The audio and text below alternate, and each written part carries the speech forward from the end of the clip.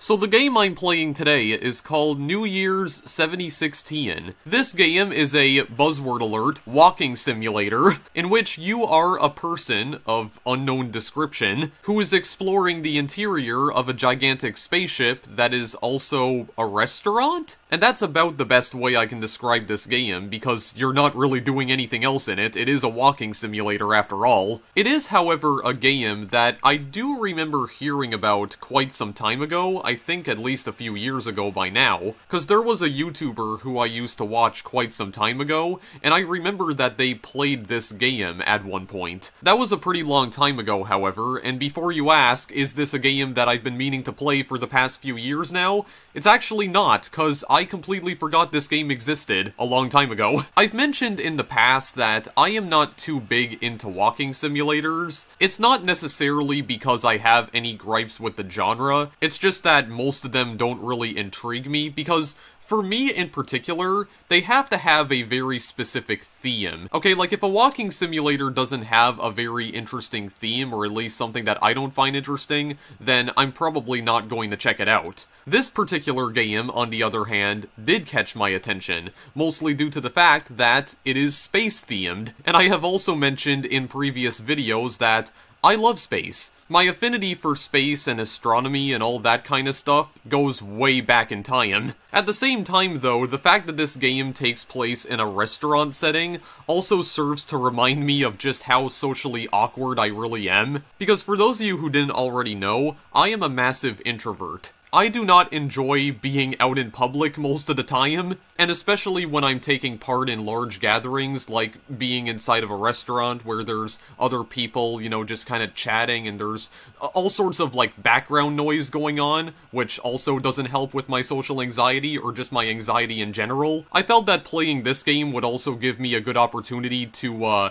you know, explain my struggles as an introvert, but I'm playing this game today mostly because it just looks cool, and it has been quite a while since I played a proper walking simulator on the channel, and it is also a walking simulator that I have known about for a while, but I just didn't get around to playing until now. So New Year's 7016 originally came out in 2016, if I remember correctly. It was developed by Connor Sherlock, and Connor Sherlock is known for creating a lot of these, like, really weird but also very unique walking simulator kinds of games. I've known about his work for quite some time, because, again, the YouTuber that I used to watch a long time ago, he actually covered a lot of Connor Sherlock's games on his channel. A lot of the worlds that Connor Sherlock creates tend to be very fantastical, but also sometimes disturbing in nature. They're definitely varied, I can at least say that. And normally his games cost money, because he doesn't just give his games away for free.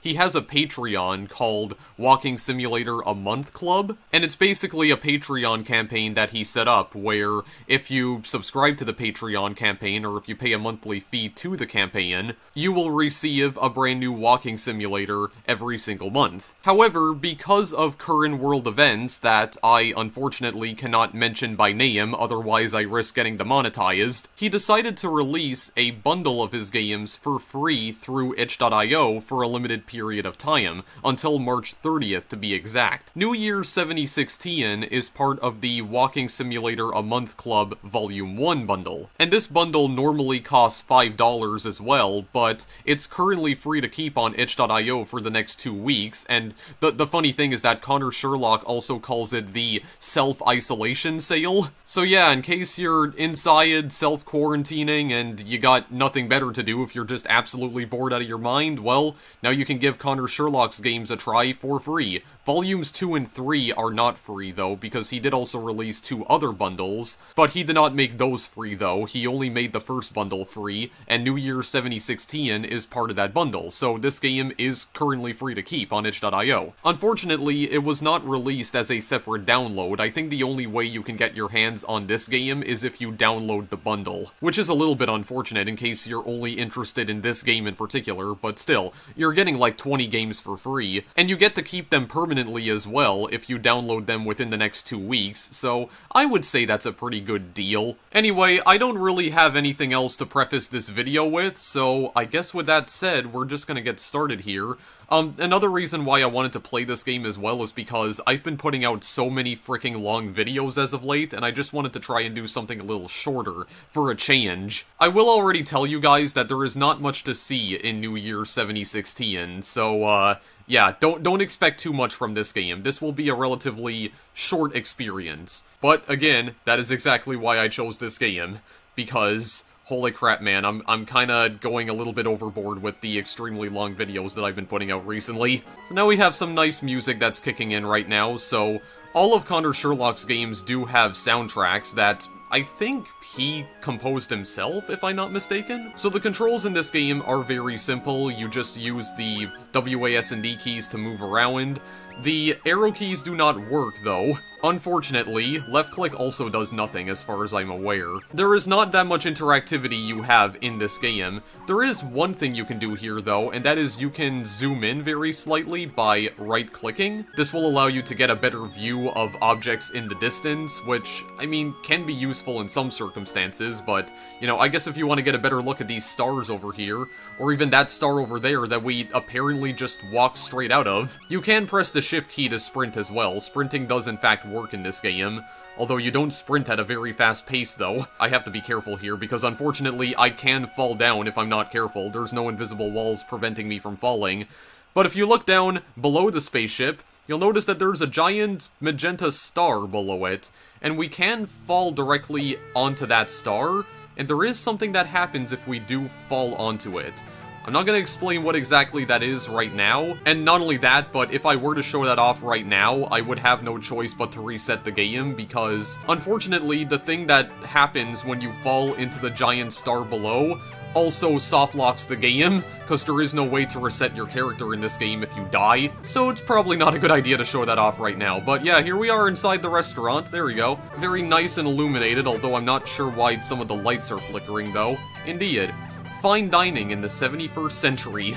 I mean, the interior of this spaceship is pretty, well, spacious. I mean, you have they crammed an entire freaking restaurant in here, for goodness sakes. Kinda sounds like there's a theremin playing in the background. But yeah, if we move towards the tables over here, you will notice that there are some ghostly figures sitting down in the tables. No actual, like, humans or, like, human models to be found here. I think these little, colorful puffs of smoke are meant to represent actual people. If you approach the tables, you may also notice that there's some ambient sounds that begin to play as well. Like, if you listen closely, you'll hear somebody dropping their fork on the ground, and some people chattering amongst themselves too. We go over here. Indeed, we have some more tables, and we got more people sitting down. You can't interact with any of these ghostly figures at all, though. You can kind of just stare at them, stare at their plates, stare at their drinks.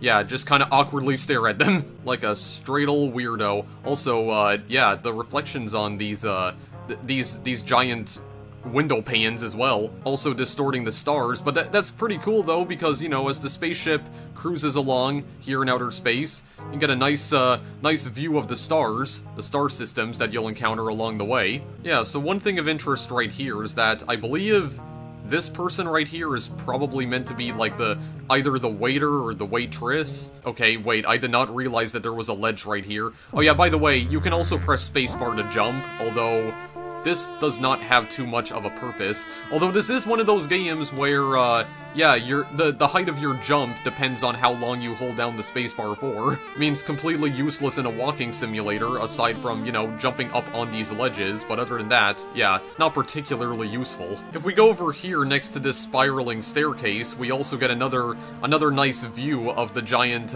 star that we're just kinda idling underneath. Or I'm sorry, we're idling above it. So we can go up this spiral staircase.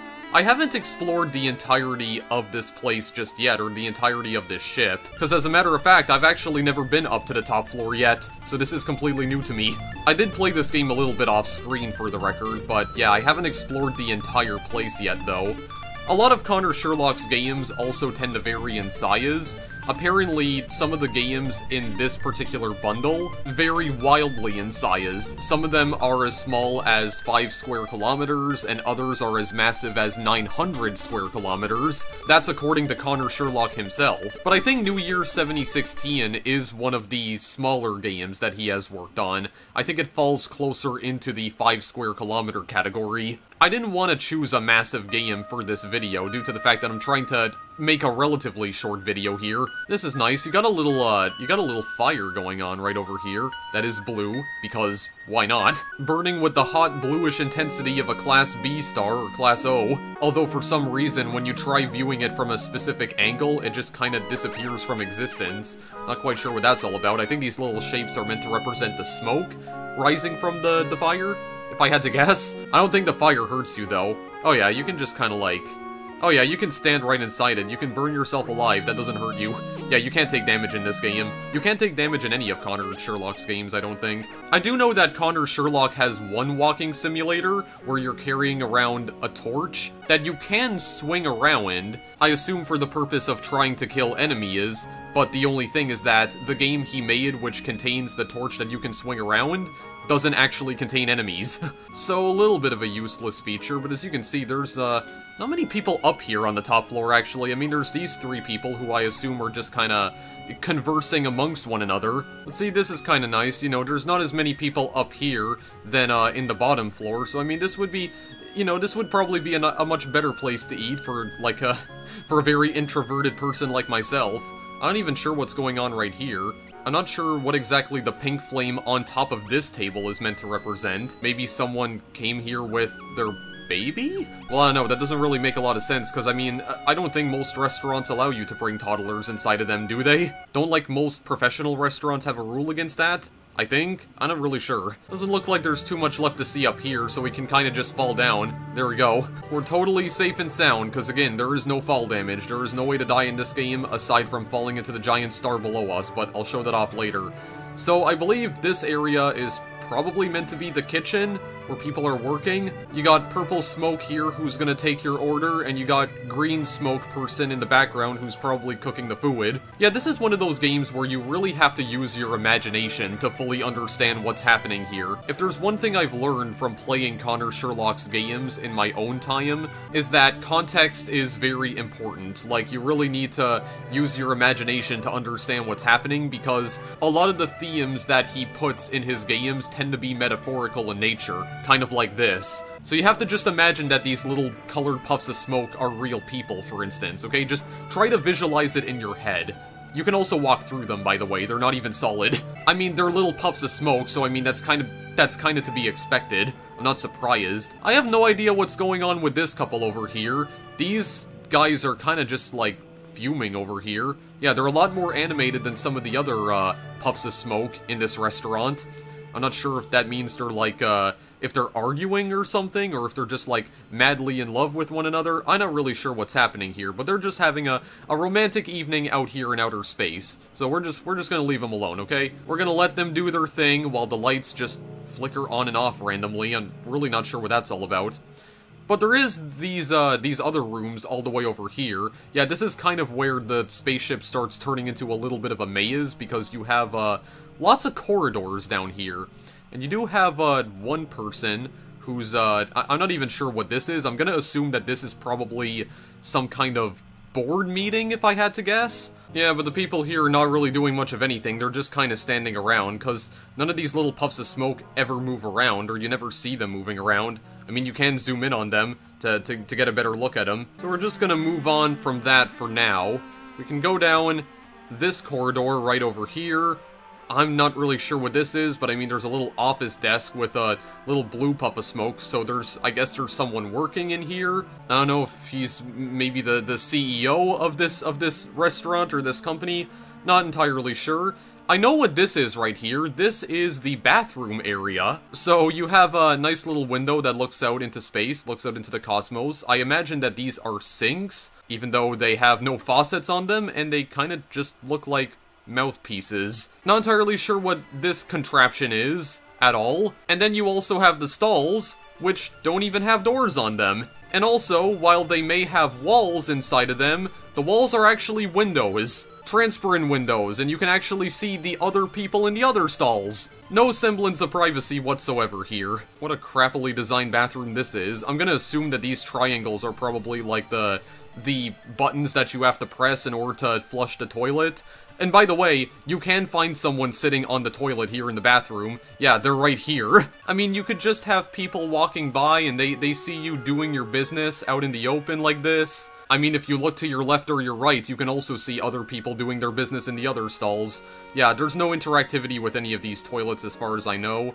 Not really anything else to see in this room, however. Except for another bright giant star out here. If you, if you go all the way to this wall, and then you kind of just peer out the window, yeah, you can kind of see a bright yellow star, which kind of looks like the sun. Again, though, this is apparently the year 7016, so Earth is probably, Earth's inhabitants have probably long left the planet by this point, because, you know, it probably got destroyed by our greediness by this point. Earth has most likely been destroyed by our absolute carelessness by this point in time, I can only imagine. So there's these flights of stairs that we can go down over here in order to find another part of the ship. This is kind of like the, I guess kind of like another bottom floor. Like, I guess this is the lowest floor, because there's actually more dining areas down here. But first we have this room, which doesn't really have anything to see. I'm gonna assume this is probably meant to be a storage room,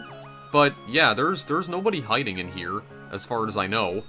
Also, this wall looks a little weird because it doesn't seem to be properly implemented. Yeah, something very weird is going on. Oh my god, dude. The textures on that piece of wall right there, or that piece of ceiling, that is some extreme Zed fighting going on right there. Holy crap. It's like a rave show. If we go out of that corridor and we walk down this one, we can also find another dining area, actually.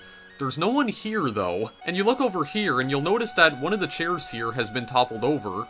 And if you look over this way, you'll notice that there are some chairs and tables that are just kind of floating in place. So if we go over there, we go to investigate that.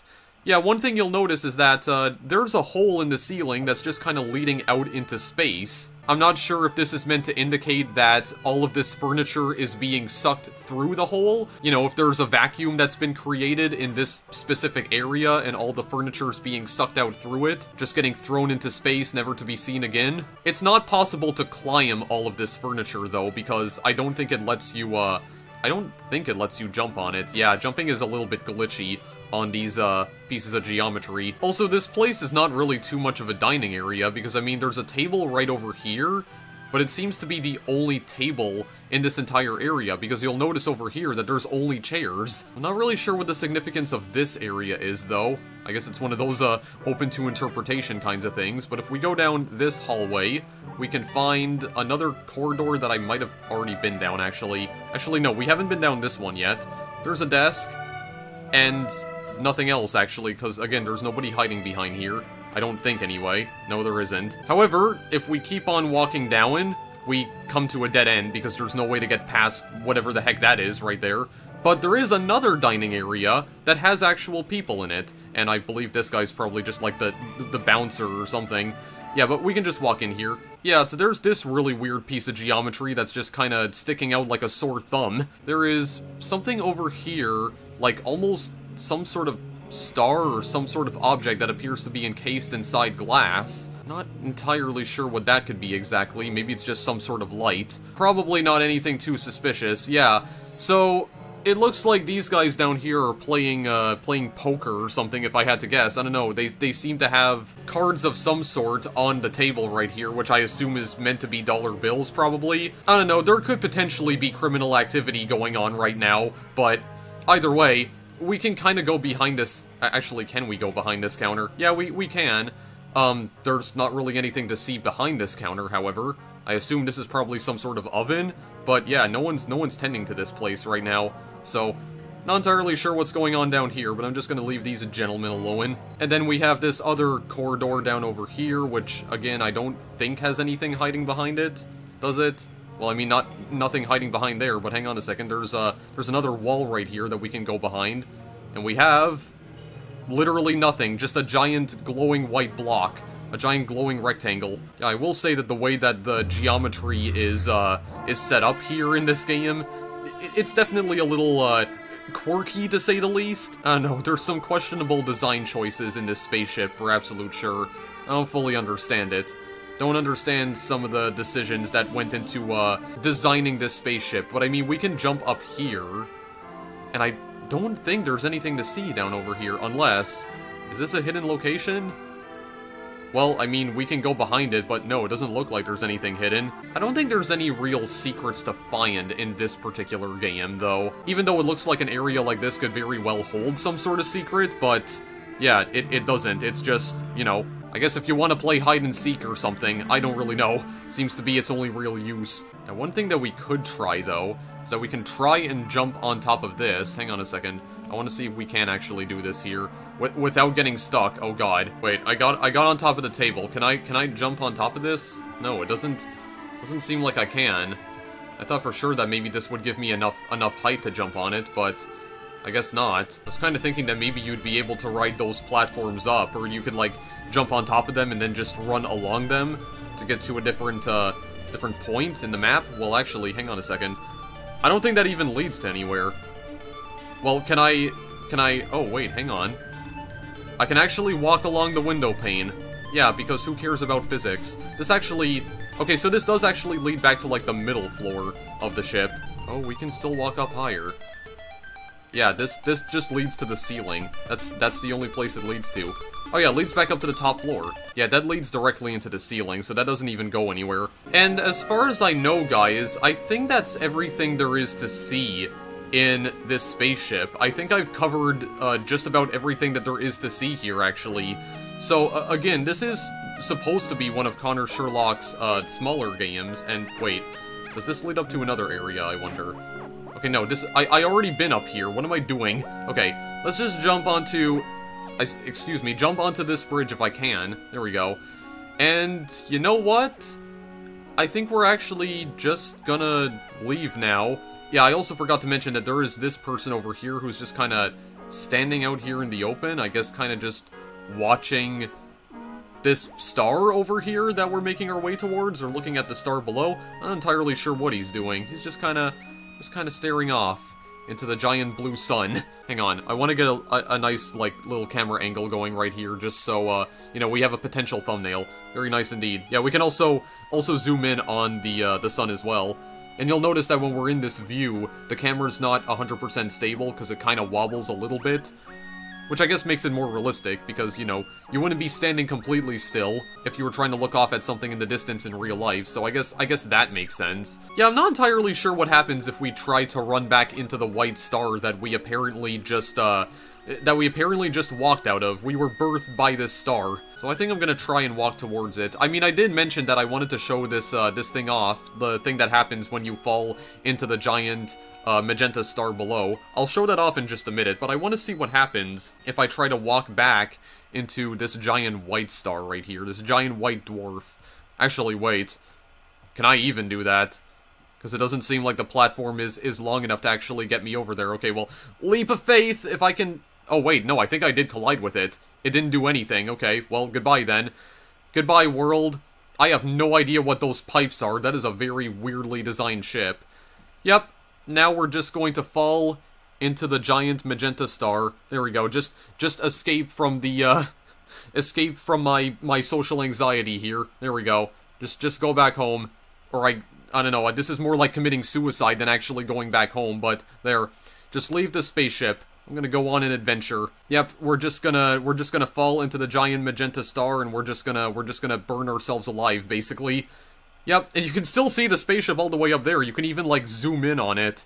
You can kind of get a nice look at it before you meet your inevitable demise. You can also, yeah, zoom into the star itself.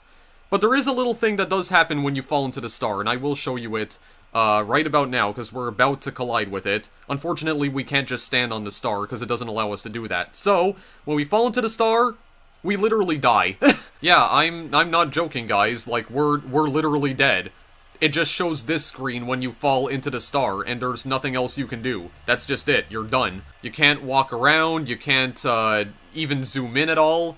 You're just done. There you go. You burned to a crisp. You got burnt alive by the giant magenta star. You're now fuel for it. You've been converted into hydrogen. You've been turned into hydrogen and helium molecules, basically. Even though I don't think that's what happens at all when you die by combustion. Either way, though, you are dead, and the game does soft lock, so the only way you can exit the game is by pressing the escape key.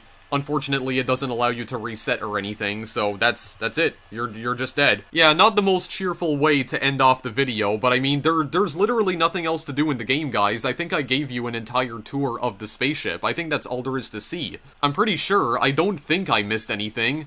If I did, please let me know. You know, those of you who might have played this game yourselves. But yeah, that's where I'm gonna end the video for now, guys. So I just wanted to make this nice, short video, or at least a bit on the shorter side. I just wanted to make up for all of the incredibly long videos that I've been putting out recently. And again, it's also been a while since I played a proper walking simulator as well. But yeah, that's New Year's 2016. You're celebrating New Year's on a giant spaceship, yeah, a fancy restaurant inside of a gigantic spaceship, having a nice old time, and then you conclude the night by jumping into a star and killing yourself. I don't know about that. Look, my social anxiety doesn't affect me that much, but I mean, whenever I'm put into situations like that, like, I can't cope with that crap, man. Like, I can't put myself inside a gigantic room with more than, like, 20 or 30 people who are all chatting at the same time and all the ambient noises going on in the background. No, I can't do that, man. I can't handle that. It's my social anxiety. It's like,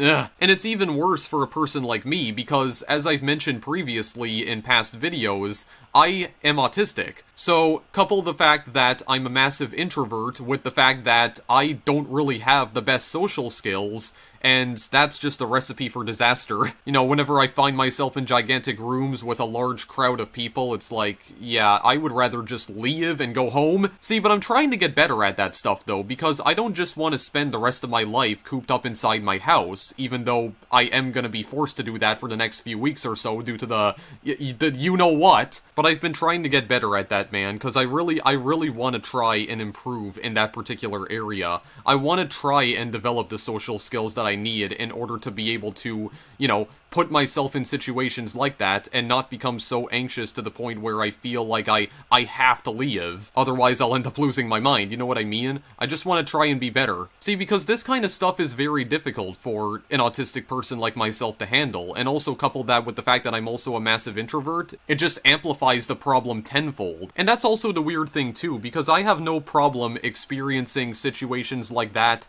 inside of a virtual world, because I know for a fact that the people within the world are not real. You know, they're just part of a computer simulation, basically. Yeah, everything's a simulation, nothing is real, everything you know is a lie. But in some ways, it also kind of helps me cope with the fact that I can't handle these kinds of situations in real life. But yeah, it's very hard for a person like me to just be social in general, but I really want to try and improve in that regard. I mean, I don't want to wipe out my introversion altogether and become an extrovert, because I mean, you know, being an extrovert comes with its fair share of problems too. You know, I don't want to become way too social either, because I feel like a lot of people usually get cheesed off by extroverts as well, even more so than introverts. You know, introverts don't want to be social, and extroverts can't seem to live their lives without being social. But I don't think that introversion is inherently a bad thing, it's just that I want to try and work on my social skills, basically, because I want to be able to talk to other people and be able to look at them straight in the eye, because, you know, eye contact is also very difficult for autistic people like myself. I just want to try and be a better person. That's all I want to do. And I just hope that in the future it will become a lot easier for autistic people to find good paying jobs and be able to hold on to them, and, you know, just the obvious one, which is, you know, stop being discriminated against for being different. Because, I mean, at the end of the day, we're all different in our own unique ways. I mean, life would be pretty boring if we were all the same. You know, if we were just one giant collective hive mind, you know what I mean? That's what makes the human race so great, the fact that we're so diverse. We all have our own challenges that we have to get through, and I think that's part of what makes our species so great to begin with. Anyway, I don't know how exactly I got onto that topic. I mean, we were literally just playing a very simple walking simulator where you're, exploring like a ghostly spaceship with smoke figures, dining at dinner tables, but I still felt like because of the fact that this game takes place inside a very you know, social situation that is dining at a restaurant. I don't know, I just felt like it was a good segue to talk about this kind of stuff, because I've wanted to make a video where I talk about important issues like this. Even though I tend to stay as far away as possible from these kinds of issues, these are issues that affect me personally because of the neurological disorder that I possess. And the fact that I struggle so much with trying to be social and these sorts of social situations, so, I don't know, I just felt like it was a good excuse to talk about this kind of stuff, like playing this game and showing it off to you guys. There is nothing else left to see in this game, and it just ends with you falling into a star and dying, basically, so, I don't know, I'm not entirely sure what the message is here, but I think that's where I'm gonna leave things for now, guys. If you want to check out some of Connor Sherlock's games, the link to the entire bundle, the Walking Simulator A Month Club Volume 1, is in the description. It's currently free for a limited time, only until March 30th though. The bundle normally costs $5, so if you still want to purchase it anyway, you do still have that option. I don't know if I'll be covering more of Connor Sherlock's games in the future, but I've been meaning to cover at least one of his games for a while, and I thought this would be a good one to not only play because I'm very fascinated by its premise, because it takes place in space, but, you know, also talk about some of the personal issues that I have to face as an autistic person, or I guess as an autistic introvert, I should say, you know, just because of the fact that this game takes place in a restaurant in a very social kind of situation, but I don't know, I just thought it was a good idea. Anyway, I'll stop bothering you guys for now. Thanks as always for watching. I'll see you in the next video I make. Later.